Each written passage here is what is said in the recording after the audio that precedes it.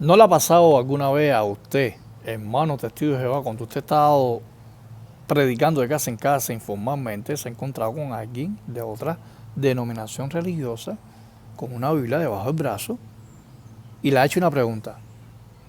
Le ha dicho, ¿es usted testigo de Jehová? Usted automáticamente le responde, sí. Me gustaría hacer una pregunta bíblica. Usted se queda asombrado porque quienes están acostumbrados a abordar a las personas son los testigos de Jehová. Sin embargo, esta persona es un pastor de la iglesia. Usted no lo sabe, pero esta persona con malas intenciones le dice, puedo buscar en su propia traducción del Nuevo Mundo, Efesios capítulo 4, versículo 30. Cuando usted lee el texto dice, no contristáis al Espíritu Santo. Esta persona arriposta contra usted nuevamente con una segunda pregunta. ¿Usted cree que el Espíritu Santo es una fuerza activa? Usted le responde que sí. Y con una tercera pregunta final le dice, ¿puede una fuerza activa ponerse triste? ¿Puede algo impersonal ponerse triste con este sentimiento? Bueno, usted quizás se queda con la mente en blanco, no tiene respuesta, y usted le dice, bueno, en otra oportunidad le voy a dar la respuesta. Pero bueno, hoy yo voy a hacer una serie de preguntas, ustedes van a copiar la pregunta, van a grabar esa pregunta en su mente para cuando le suceda eso, usted no tenga la necesidad de ir a su casa y hacerle una revisita de nuevo a la persona para darle respuesta a este interrogante. Una de las preguntas que debemos hacerle a estas personas falsas que enseñan herejía, que puede ser un cura, puede ser un obispo, puede ser un presbítero, puede ser un líder, puede ser un diácono X de cualquier denominación religiosa, es la siguiente. Si Jesús y el Padre son personas y ellos dicen que el Espíritu Santo es una persona, ¿por qué nunca la Biblia habla sobre la adoración al Espíritu Santo? ¿Por qué ningún apóstol o el propio Jesucristo o el propio Dios enseñó a adorar al Espíritu Santo? Cuando vamos a Juan capítulo 4, versículo 23, que Cristo sostiene esta conversación con la samaritana, le dijo que al único que hay que adorar es al Padre, no al Espíritu Santo. Entonces no hay ningún texto bíblico donde se le adora al Espíritu Santo. La palabra para adoración es proscuneo. ¿Hay algún texto donde el término proscuneo se le aplique al Espíritu Santo como adoración, que se le adore? Bueno, no hay respuesta para esta pregunta. Pero ya usted está preparado con esta primera pregunta. Segunda pregunta, ¿por qué si el Espíritu Santo es una persona y el Espíritu Santo es coigual en títulos con el Padre y el Hijo, por qué el título o el término monogenes, que es unigénito, que se le aplica a Jesucristo en Juan 1:18, el monogeneseos, el Dios unigénito, nunca se le aplica al Espíritu Santo? Bueno, cualquier persona que es líder, que tenga bastante conocimiento, claro, un conocimiento torcido, le va a decir que esa es la falacia del silencio. Pero el problema es que aquí no se está aplicando a la falacia del silencio. Por la simple razón de que el Padre, el Hijo y el Espíritu Santo, para ellos, para la cristiandad, son tres personas diferentes que forman un mismo Dios. Y que estas tres personas tienen títulos, son coiguales en títulos. Y si son coiguales en títulos, Padre, Hijo, Espíritu Santo, se le tiene que aplicar el término monogenes. Tercera pregunta, ¿por qué el Espíritu Santo no se hizo carne también como el Logos? Y cuando usted va a Juan capítulo 1, versículo 14, ahí aparece la expresión griega sar egéneto. Sar egéneto significa hacerse carne. Entonces, ¿cómo es posible si el Espíritu Santo y el Hijo son coiguales en título, en poder, son de la misma sustancia, esencia y naturaleza? ¿Por qué entonces el Espíritu Santo no estaba encarnado también? Si se está refiriendo al mismo Dios. O es que una parte de Dios era espiritual y al mismo tiempo era carnal. Cuarta pregunta. que le podemos hacer a estas personas que están confundidas, porque el objetivo es ayudar a estas personas que están extraviadas, sin pastor, sin guía en este mundo siniestro, en este mundo lleno de herejía, de paganismo filosófico que se ha infiltrado dentro del cristianismo. La cuarta pregunta es: ¿por qué el Espíritu Santo no estaba con el Padre y el Hijo, según Juan capítulo 1, versículo 1? ¿Por qué el apóstol Juan no menciona, por qué omite al Espíritu Santo? Si la palabra, el Logo, estaba con Dios, también debe decir que la palabra, el Logos, estaba con el Padre y el Espíritu Santo también. Entonces hay una exclusión completamente. El apóstol Juan, si era trinitario, estaba excluyendo totalmente al Espíritu Santo. Quinta pregunta: ¿por qué el Espíritu Santo no se le llama también el Logos, si es la palabra? Sin embargo, no hay ningún texto donde la palabra Logos, que aparece en Juan 1.1, en Juan 1.14, el Logos se hizo carne, se le aplica al Espíritu Santo. Sexta pregunta: según Juan capítulo 1, versículo 16, dice que de su plenitud, la plenitud de Cristo, tomamos todo. ¿Por qué también no tomamos de la plenitud del Espíritu Santo? ¿Cuál es la palabra griega? Cuando usted va a un texto, una interlineal de griego al español, un texto griego, usted va a encontrar la palabra pleromatos o pleroma, que significa plenitud. ¿Por qué la palabra pleromatos nunca se le aplica al Espíritu Santo? Si el Espíritu Santo es Dios Todopoderoso, según ellos, es una persona, la tercera persona de la Trinidad. Entonces no hay respuesta para esta sexta pregunta. Séptima pregunta: ¿por qué el Espíritu Santo no está también en el seno del Padre? Si el Hijo está en el seno del Padre, en Juan 1:18, ¿por qué no está el Espíritu Santo también? Y cuando vamos al griego es ton kolpon. Ton kolpon es seno. Si las tres personas son inseparables, porque según la Trinidad, Dios se compone de tres personas diferentes, son tres personas coiguales en títulos, en poder, son de la misma sustancia, de la misma esencia, de la misma naturaleza. ¿Por qué ton kolpon, el Espíritu Santo, no está en el seno con el Padre, si el Hijo también está en el seno con el Padre? Entonces Juan, si era trinitario, estaba excluyendo totalmente a la tercera persona de la Trinidad. Esa séptima pregunta no es respuesta. Octava pregunta: la Biblia dice que Cristo es la luz del mundo. ¿Por qué el Espíritu Santo no es la luz del mundo? Si los tres poseen el mismo título. Son títulos como decir Jesucristo es la puerta, es la vida, el camino. ¿Por qué no se dice también del Espíritu Santo que es el camino, la vida, la resurrección? Yo soy la resurrección y la vida. Sin embargo, esta octava pregunta es muy difícil para un trinitario responderla. ¿Es el Espíritu Santo la luz también? La luz del mundo. Pregunta 9. ¿Por qué el Espíritu Santo no es sobre todo? Si vamos a Juan, capítulo 3, versículo 31, el texto dice: el que de arriba viene es sobre todos. El que de la tierra es terrenal y las cosas terrenales habla, y el que viene del cielo es sobre todo.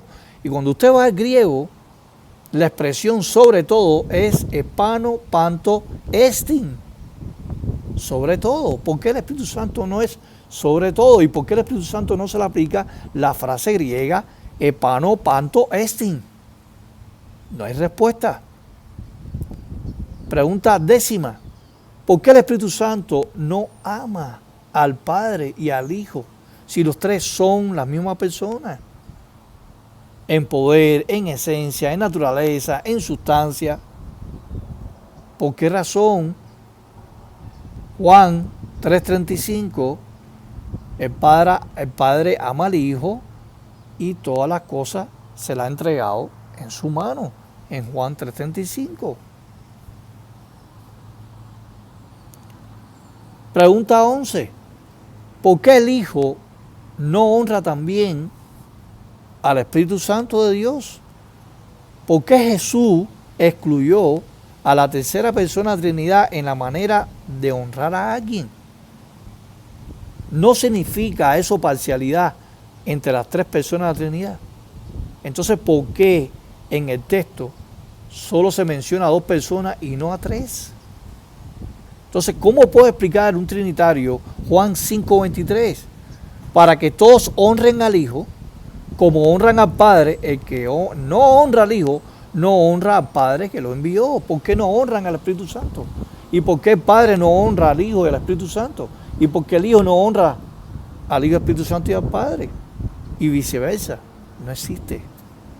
Entonces, ¿por qué se excluye aquí en Juan 5:23 al Espíritu Santo? Pregunta 12, número 12. ¿Puede Dios darse a sí mismo testimonio de Él? ¿Por qué el Espíritu Santo no da testimonio de Cristo y del Padre? Juan 5:32 dice, otro es el que da testimonio acerca de mí y sé que el testimonio que da de mí es verdadero.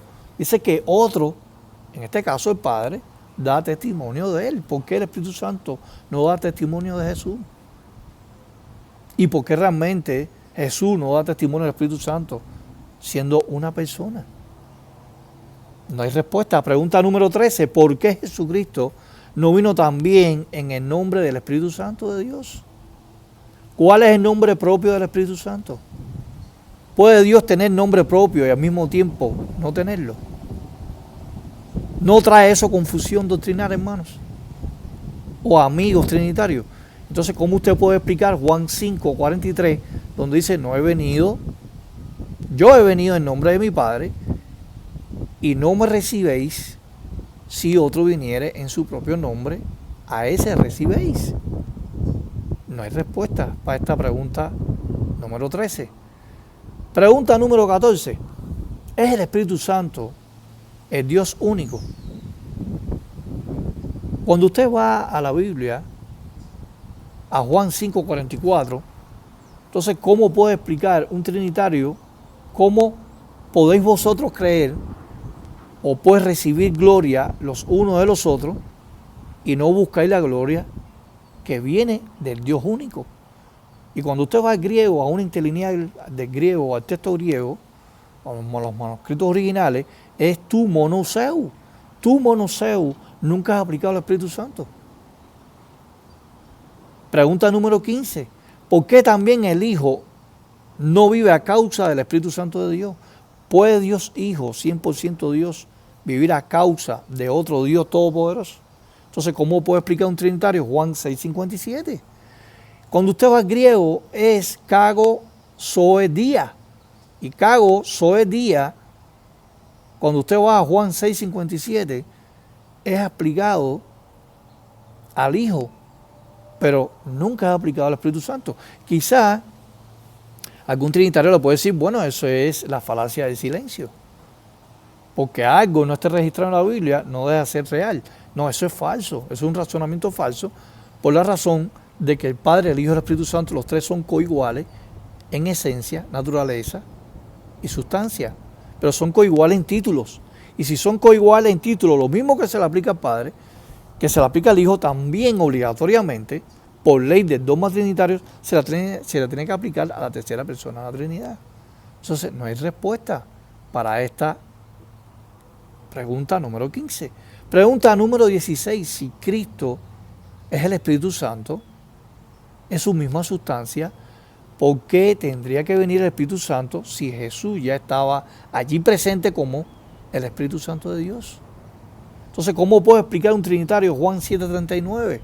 En Juan 7:39, esto dijo el Espíritu Santo que habían de recibir los que creyeran en Él, pues aún no había venido el Espíritu Santo porque Jesús no había solo aún glorificado.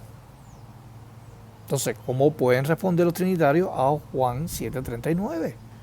Pregunta número 17, hermanos testigos de Jehová.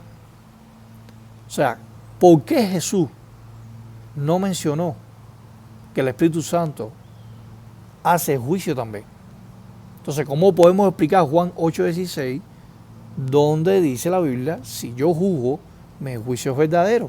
Porque no soy yo solo, sino yo y el Padre que me envió, yo no estoy solo. Pero ahí no se menciona el Espíritu Santo.